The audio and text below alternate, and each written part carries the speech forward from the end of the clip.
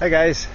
Well, it's a beautiful Friday, and I'm here at the Gangrate Substation for Alpena Power, just to kind of give you an idea of all the crap that's going on around here. I'm going to flip this around so you can kind of see some of the overhead stuff and try to explain what's going on as we do this. So let's bear with me. Okay, if we look up overhead here, you're going to see these 138,000 volt transmission lines. Now these 138,000 volt, the Alpena Power owns their own, and they run straight from the 4 Mile Dam all the way up to Lafarge, and that way is Lafarge. And if I follow it around this way, we are looking at this substation.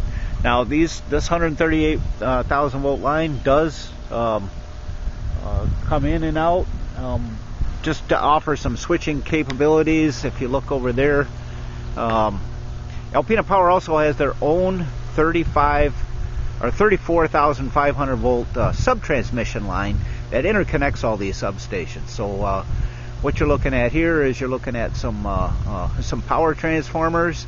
You notice the bigger bushings on the one in the back there. That power transformer looks like that might be the 138, but who knows from this point. I'd have to look at the schematic diagram for this. But you can see the physical size of this. I count there's two power transformers and a third transformer, and if you look in the back there, there's a couple more hanging out there. So you can see some open GOAB switches up top there.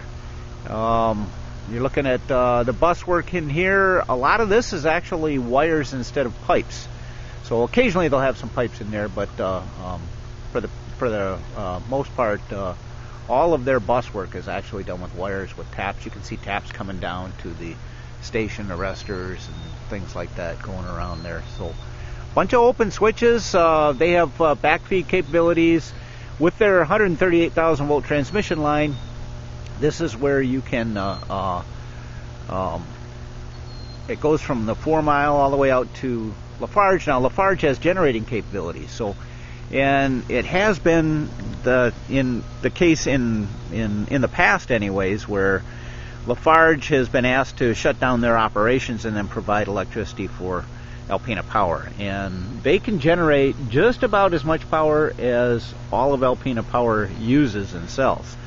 A couple things I want to point out to you guys there too is, if you can see on the front side right here, we're looking at a couple of potential transformers and some switches, some fuse cutout switches there to protect those. On the left hand side here, you'll see these are cutouts, but they actually have bars in them instead of fuses, so it's just for protecting that little transformer, little power transformer. I say little.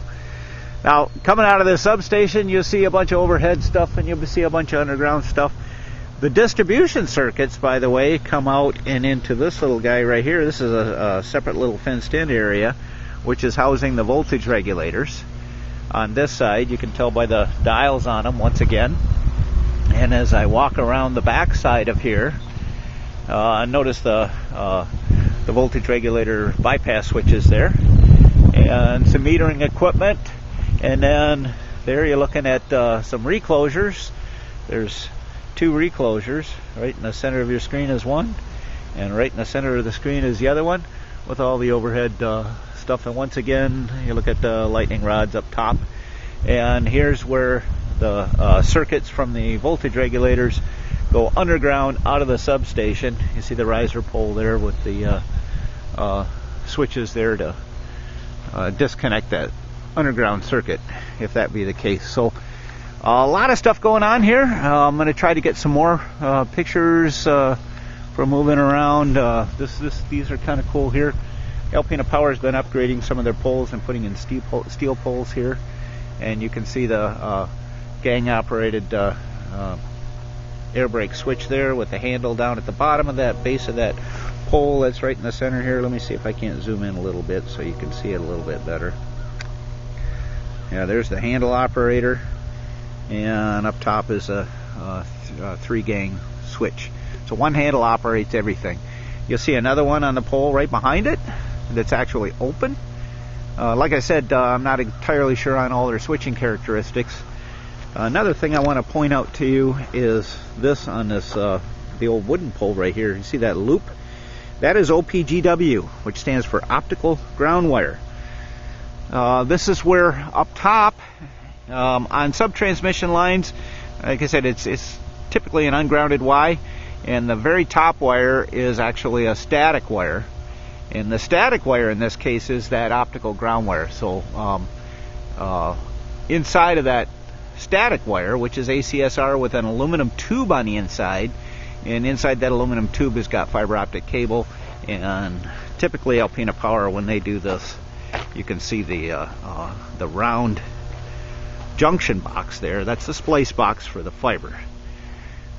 That's what they typically look like. So give you an idea of where that is, and then that optical ground wire goes underground on this riser right here. So beautiful day. You can see some of the more equipment that's in here, the station arresters, insulators. Like I said, we've got some PTs here. This is not a metering station. This is entirely owned by Alpena Power, so they don't have to meter anything coming in or going out of the substation. That would be at the 4 mile, and I'm going to try to get out there eventually. Notice the little shack just on the edge of the fence there, and that's houses some of the control equipment for powering this guy. Big ass power transformer here. Notice on the near side, right in the front side there, that is the control cabinet with all the control cabinet wiring. You can see the conduits coming out of the bottom of that. Those conduits are going to inside of that shack there to house the operations and all that stuff for protecting that guy. So kind of cool. Like I said, it's a really big substation. It's mostly just spread out.